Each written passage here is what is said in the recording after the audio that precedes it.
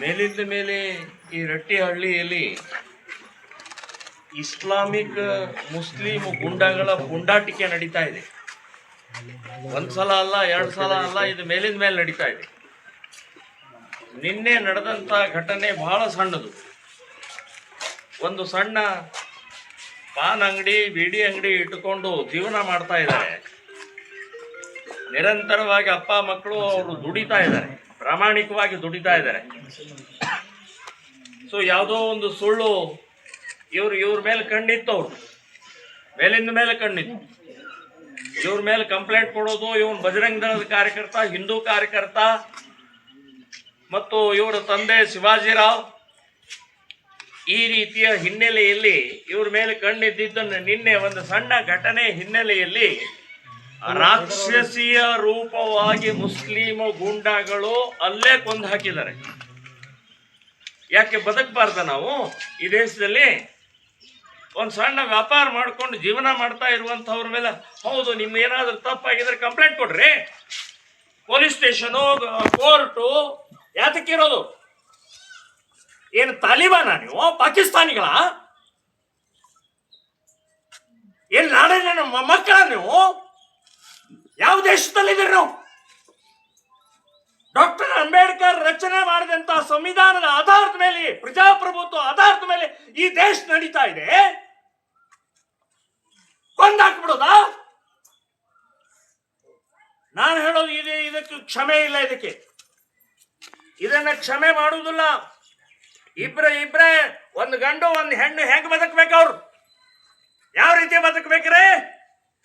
ಅಪ್ಪ ಇಲ್ಲ, ಇನ್ನೂ ಮದುವೆ ಆಗಿಲ್ಲ ಅವ್ರ ಮಕ್ಕಳದು.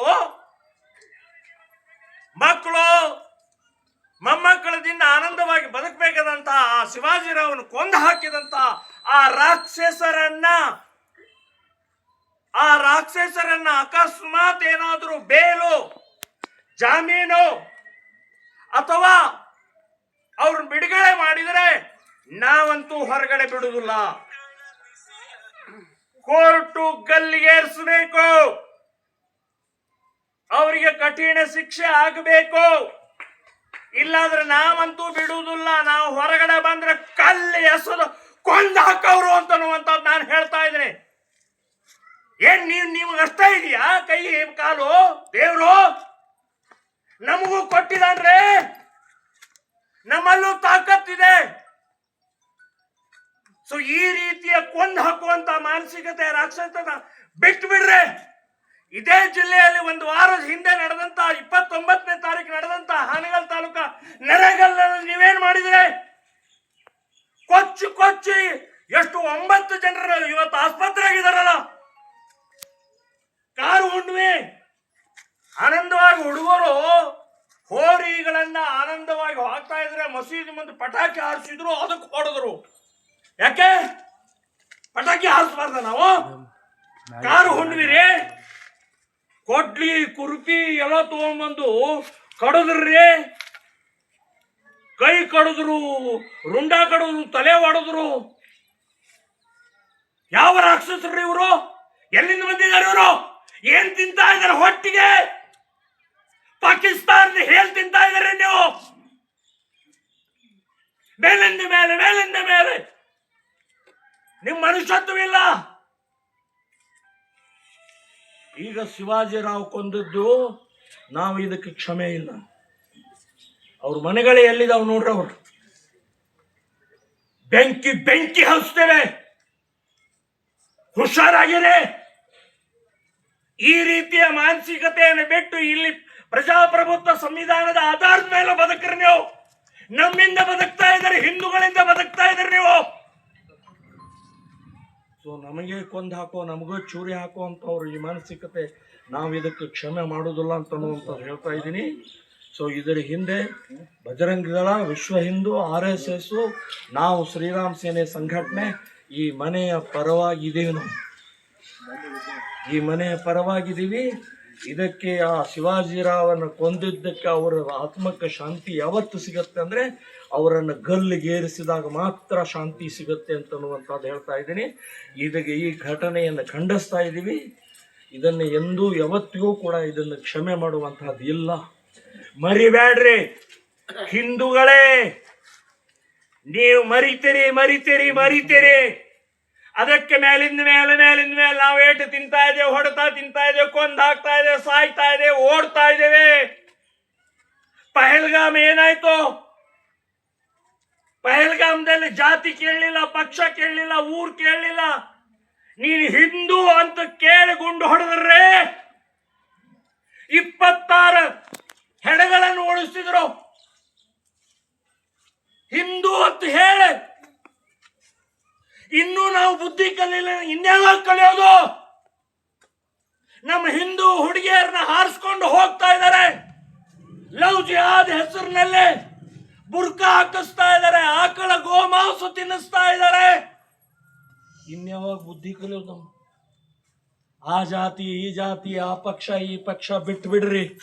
ಹಿಂದೂ ಅಂತ ಹೇಳಿದ್ರೆ ಎಲ್ಲ ಒಟ್ಟಾಗಬೇಕು, ಒಂದಾಗಬೇಕು. ದಾಡ ಅದಕ್ಕೆ ಸರಿಯಾಗಿ ಉತ್ತರ ಕೊಡುವಂತ ಮಾನಸಿಕತೆ ಬೆಳೆಸ್ಕೊಳ್ದೇ ಇದ್ರೆ ನಿಮ್ಮನೆ ಹೊಕ್ಕು ಹೊಡಿತಾರೆ ಅಂತ ಅನ್ನೋದು ಬಡ. ಇವತ್ತು ಶಿವಾಜಿರಾವ್, ನಾಳೆ ನಿಮ್ಮ ಮನೆ, ನಿಮ್ಮ ಅಪ್ಪ, ನಿಮ್ಮ ಅಣ್ಣ ಹೀಗೆ ಸಾಯೋದು. ಇದಕ್ಕೆ ಸರಿಯಾಗಿ ಉತ್ತರ ಕೊಡದೇ ಇದ್ರೆ ಹೀಗೆ ನಾವು ಸಾಯೋದು ಅಂತ ಅನ್ನೋದು ನೆನಪಿಟ್ಕೊಳ್ಳಿ.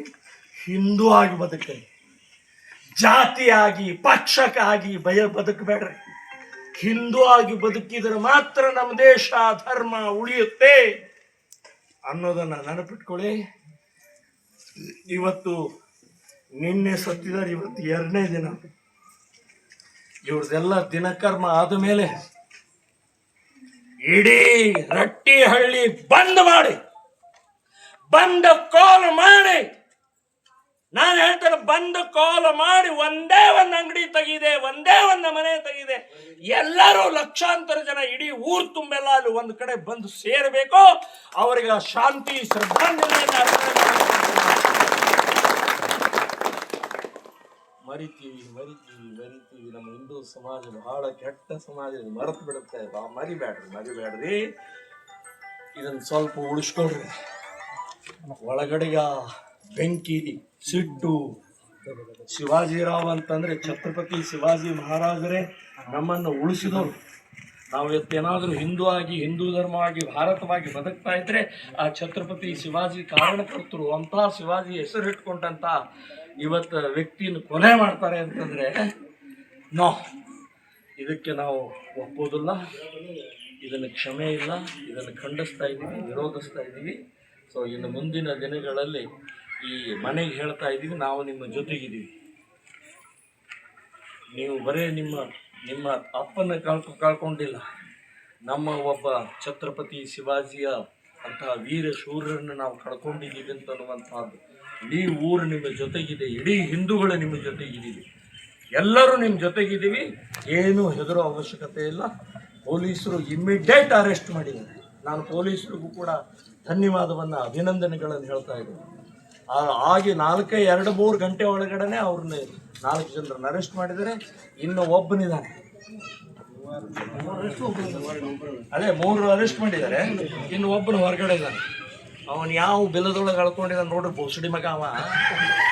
ತೆಗಿರೋಣ ಮಗನೇ, ಸರೆಂಡರ್ ಆಗಿಲ್ಲ ಅಂದ್ರೆ ನೀನು ಎಲ್ಲಿರ್ತೀಯ ಅಲ್ಲೇ ಕಲ್ಲೆಸಿತೀವಲ್ಲ ಬೋಸಡಿಕೆ. ಯಾಕೆ ಓಡ್ಯಾಕೆ ಹೋಗ್ತೀವಿ ಈಗ? ಸೊ ಈಗ ನಾವೆಲ್ಲರೂ ಕೂಡ ಸ್ವಲ್ಪ ಧೈರ್ಯದಿಂದ ಗಟ್ಟಿಯಾಗಿ ನಿಂತ್ಕೊಳ್ಳೋಣ. ಈ ಮನೆ ನಮ್ಮದು. ಸೊ ಇದು ಯಾವುದೇ ಜಾತಿ ಪಕ್ಷ ನಮಗೆ ಸಂಬಂಧ ಅಲ್ಲ. ಅವನು ಹಿಂದೂ ಇದ್ದಾನೆ, ಶಿವಾಜಿರಾವನ್ನ ಕೊಲೆ ಆಗಿದೆ. ಇದಕ್ಕೆ ನಾವು ಪೊಲೀಸರ ಮೇಲೆ ವಿಶ್ವಾಸ ಇಟ್ಟು, ಕೋರ್ಟಿನ ಮೇಲೆ ವಿಶ್ವಾಸ ಇಟ್ಟು, ಕೋರ್ಟಿಗೆ ಇದಕ್ಕೆ ಯಾರೂ ಕೂಡ ಜಾಮೀನು ಹಾಕಬಾರದು ಅನ್ನುವಂಥದ್ದು ನಾನು ಹಾವೇರಿ ಜಿಲ್ಲೆಯ ಬಾರ್ ಅಸೋಸಿಯೇಷನ್ಗೆ ಒಂದು ಅಪ್ಲಿಕೇಶನ್ ಕೊಡ್ತೀನಿ. ಯಾರೂ ಇವನಿಗೆ ಜಾಮೀನು ಹಾಕಬಾರ್ದು, ಯಾವ ವಕೀಲು ಕೂಡ ವಕಾಲತ್ಗಳು ತಗೊಳ್ಬಾರ್ದು ಅಂತ ಅನ್ನುವಂಥದ್ದನ್ನು ನಾವು ಇದು ಮಾಡೋಣ. ಯಾರು ತಗೊಳ್ತಾರೋ ಅವನು ಬಹಿಷ್ಕಾರ ಹಾಕೋದು. ಸೊ ಇದೆಲ್ಲ ಮಾಡಿದರೆ ಮಾತ್ರ ಆಗತ್ತಪ್ಪ, ಇಲ್ಲಾಂದ್ರೆ ನಾವು ಬದುಕೋದು ಭಾಳ ಕಷ್ಟ ಇದೆ ಅಂತ ಅನ್ನೋದು ನೆನಪಿಟ್ಕೊಡ್ರಿ. ನಾನು ಯಾವತ್ತು ನೀವು ಬಂದು ಕಾಲ್ ಕೊಡ್ತೀರ ಅವತ್ತು ಪ್ರಮೋದ್ ಮುತಾಲಿಕ್ ರಟ್ಟಿಹಳ್ಳಿಯಲ್ಲಿ ಇರ್ತೀನಿ ಅಂತನ್ನುವಂಥ ಹೇಳಿ ನಾನು